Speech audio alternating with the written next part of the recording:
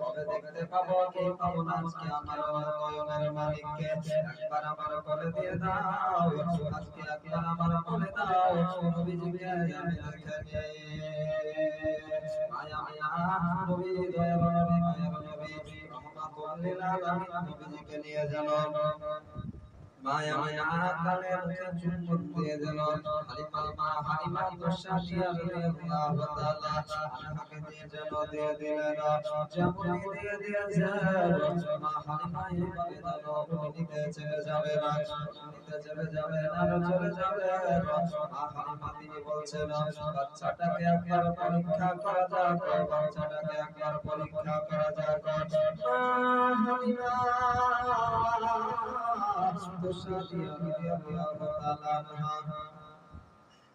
নবীজিকে যেন একটা স্তনের দুগ্ধ পান করাতে লাগলেন।